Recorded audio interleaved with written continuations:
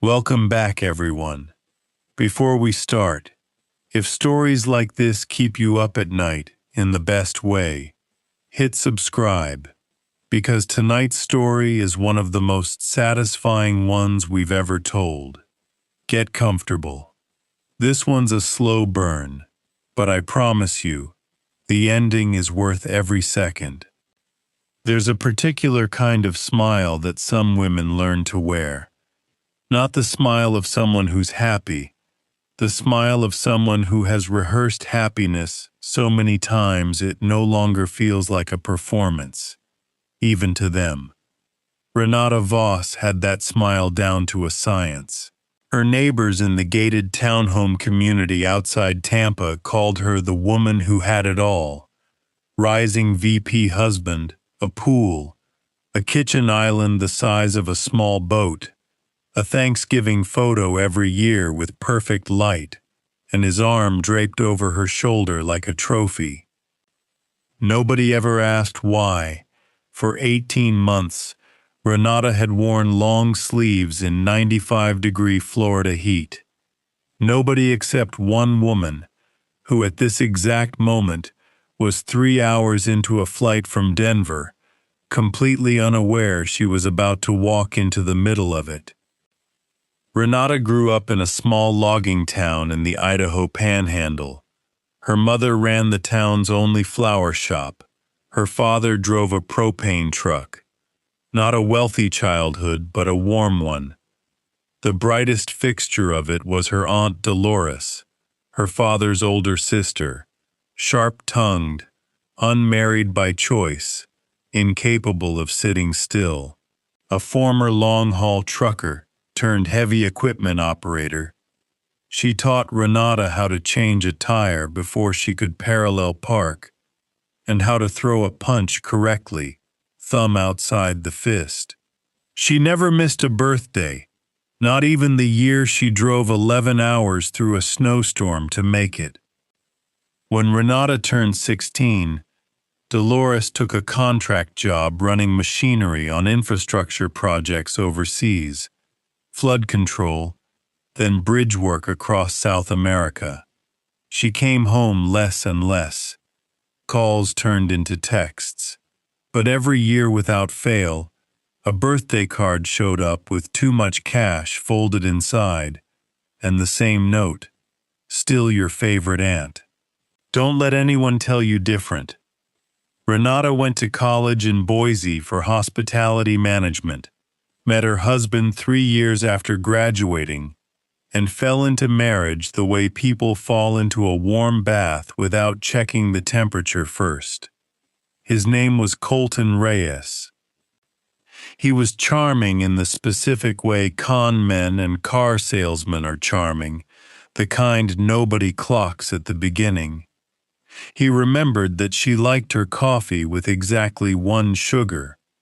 He showed up to her cousin's wedding with an unprompted gift for her mother.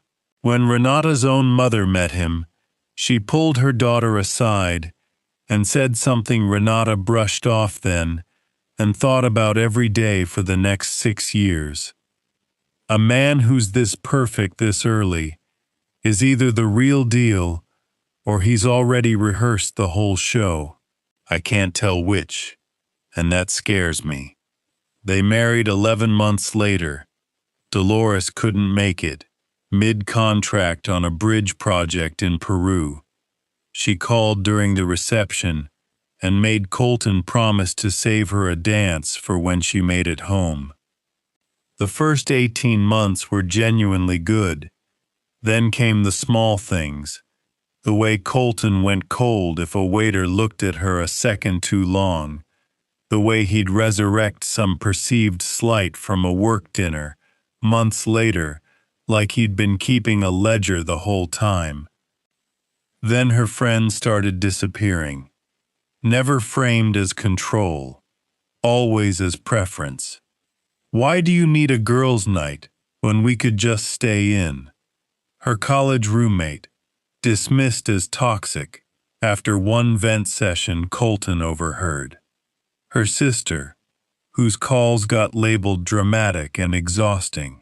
One relationship at a time, reasonably, quietly, Renata's entire support system was dismantled, and she signed off on every removal herself, convinced each time it was her own idea. In college, she'd once gotten a professor placed on academic review for retaliating against a student who reported him. At her first job, she refused to falsify an inspection report, even when her manager threatened to fire her over it, and she was later proven right when the property flooded and the paperwork became evidence. She knew how to hold a line. That's exactly why this took so long to notice. Nobody breaks a strong person in one night. You break them 1 inch at a time, until the inch feels normal. The first time Colton hit her was year 3, after a holiday party where she'd laughed too long at a coworker's joke. The car ride home was silent in the way that meant something was coming. The second the garage door closed, he backhanded her hard enough that she hit the pantry door. Then came the part almost every survivor describes the same way. He collapsed, sobbing, begging, swearing on his mother's life it would never happen again. She believed him, not because she was foolish, but because the alternative was too enormous to hold all at once. He was different for 2 months.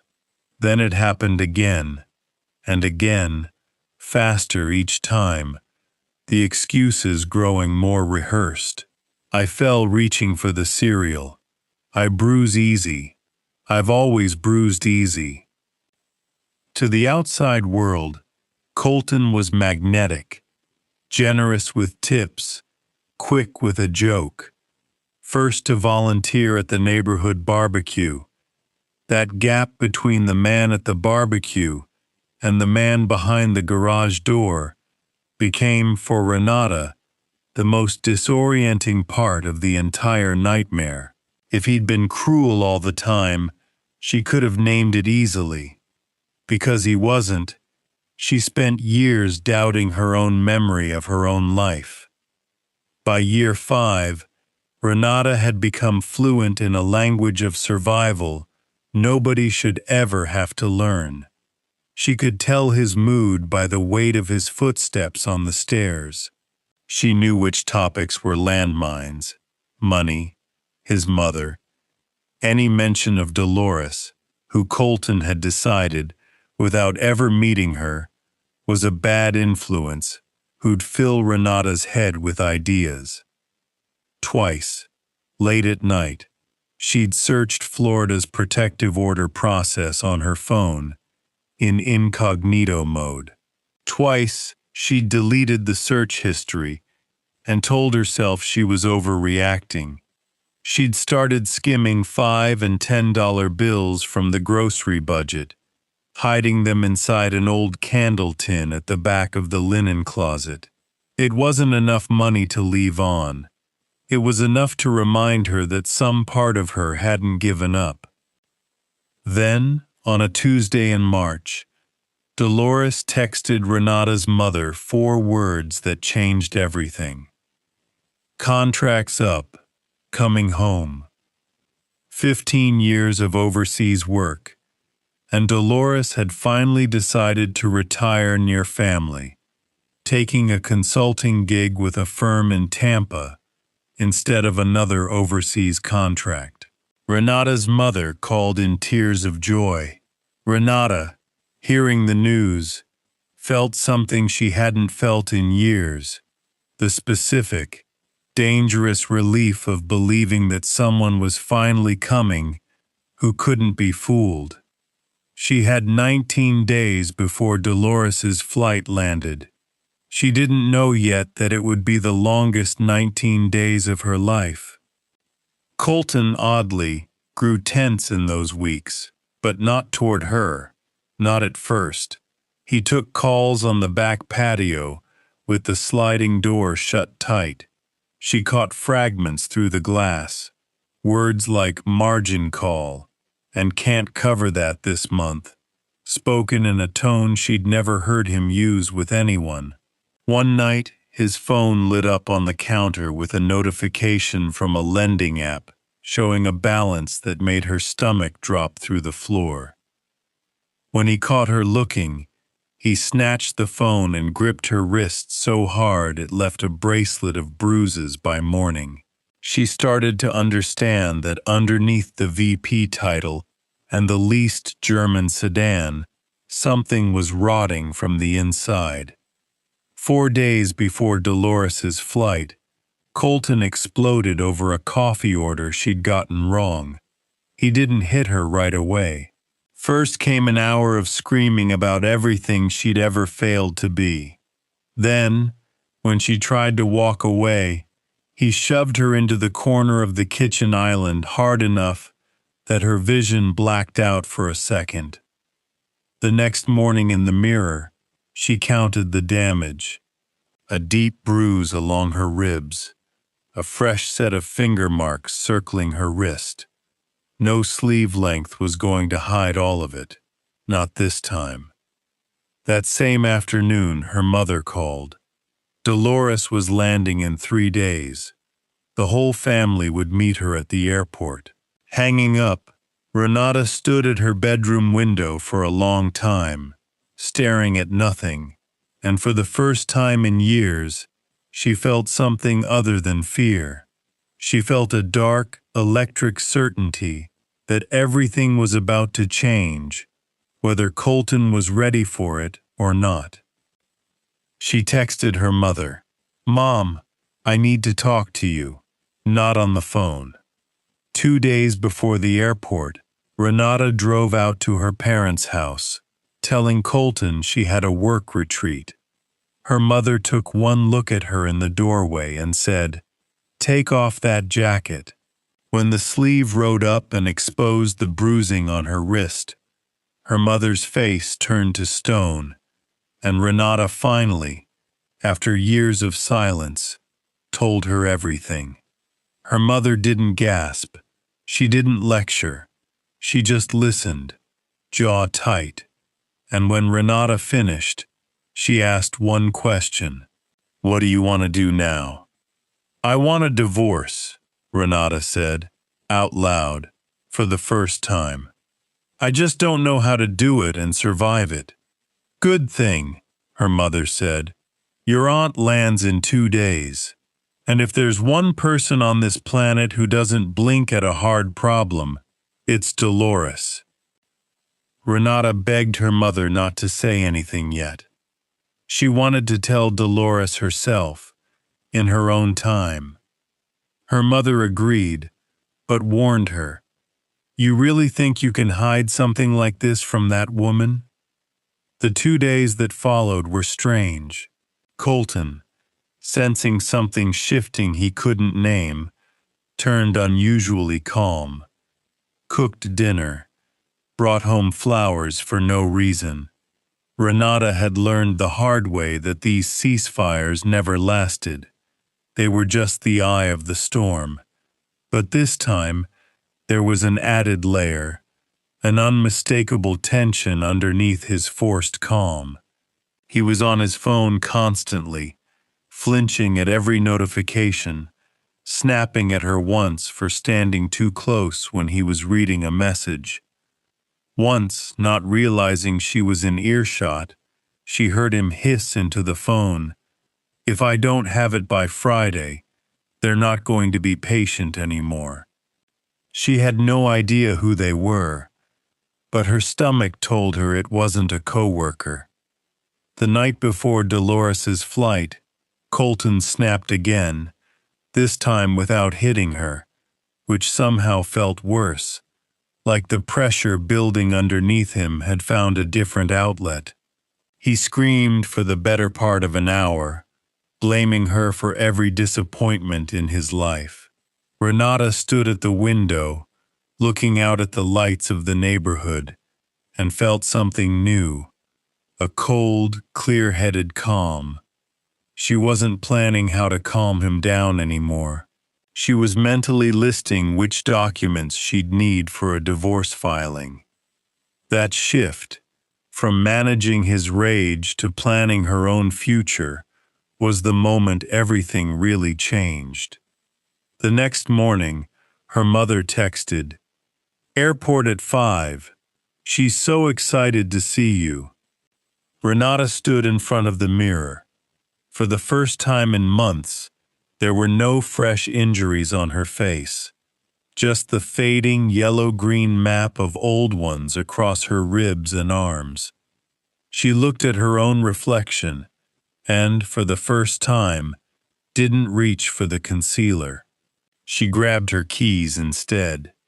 At the airport, the arrivals hall buzzed with noise, and then, through the crowd, there she was, silver-streaked hair, the same squint that had always meant Dolores was already 3 steps ahead of the conversation. She dropped her duffel bag mid-stride to hug her sister-in-law, then turned to Renata. "There's my favorite girl," she said, wrapping her in a hug. But a second later, her grip shifted. She pulled back to arm's length and studied her niece with the exact focus she used to give a cracked engine block. "You're too thin. You eating okay?" "I'm fine. Just work's been a lot," Renata said quickly. Dolores didn't answer. Her eyes had already dropped to the sliver of bruised wrist peeking out from a sleeve that had ridden up half an inch. They rode back to her parents' house together, and dinner ran long. Colton texted an excuse about a late meeting and never showed. When it was time to leave, Dolores insisted on riding along to see the house.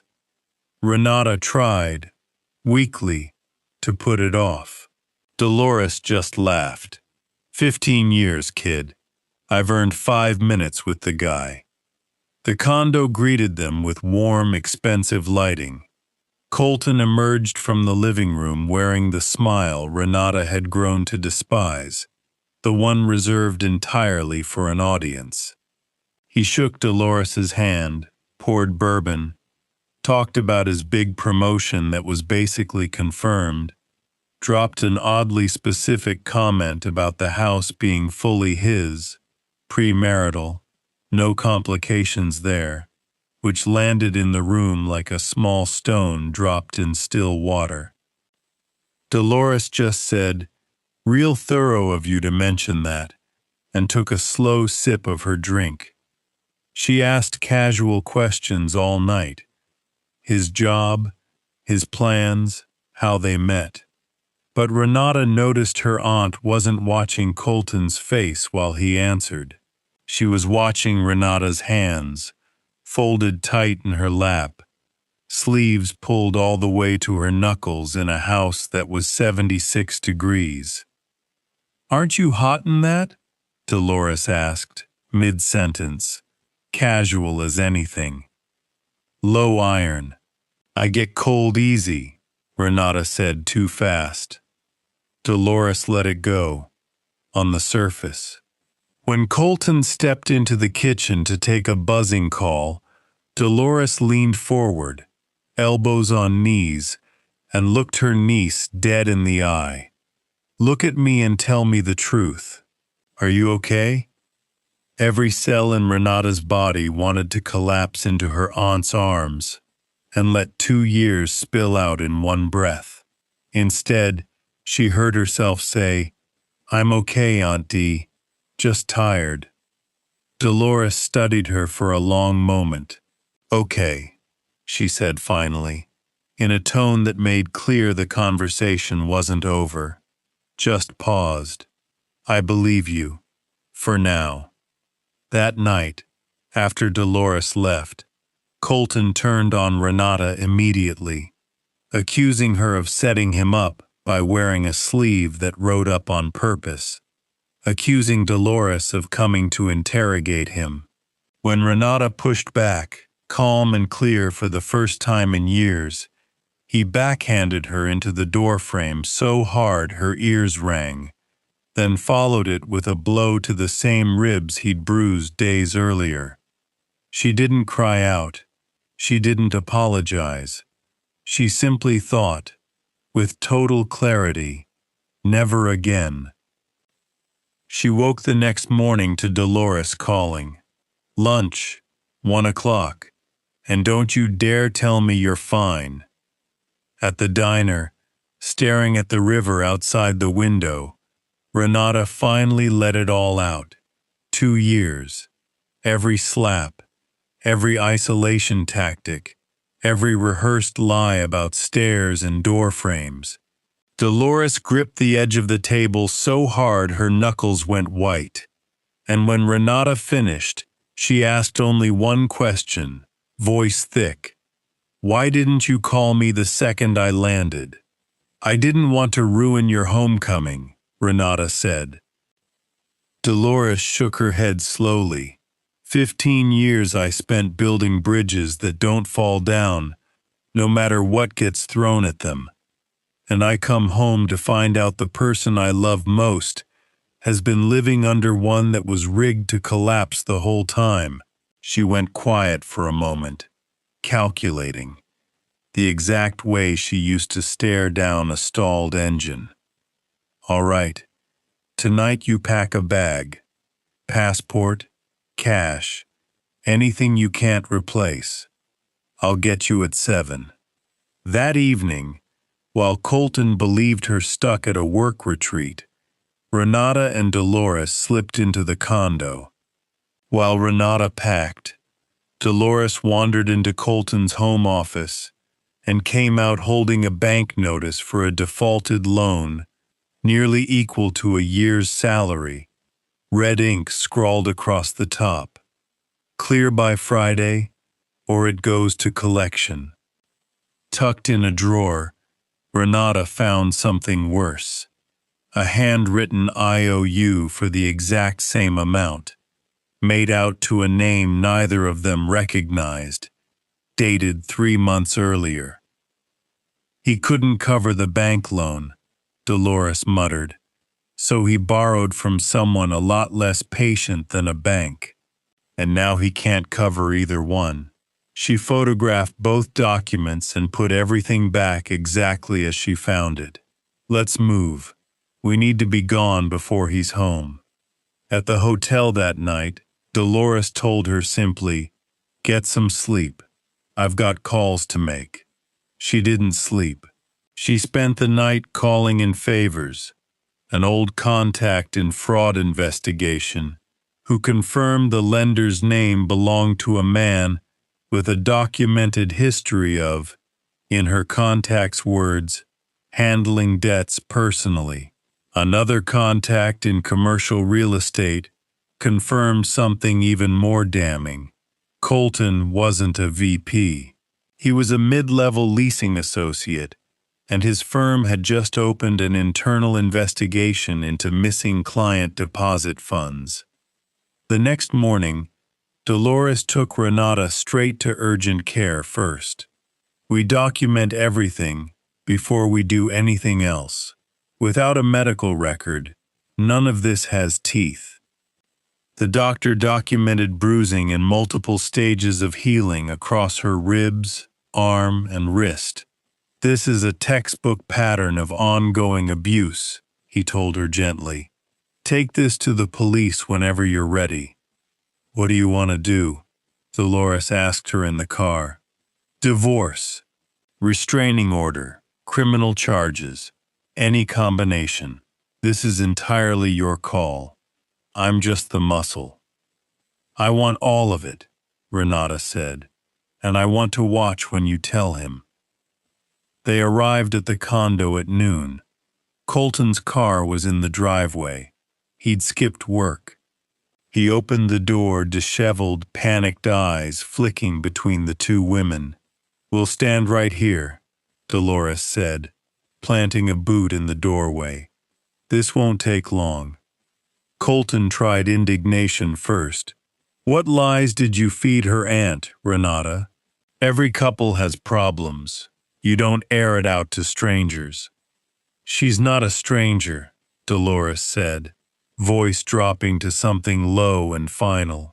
She's my blood, and a man who uses my niece as a punching bag just made himself my business. Colton scoffed, grasping for control. Who's going to believe her? She probably did this to herself.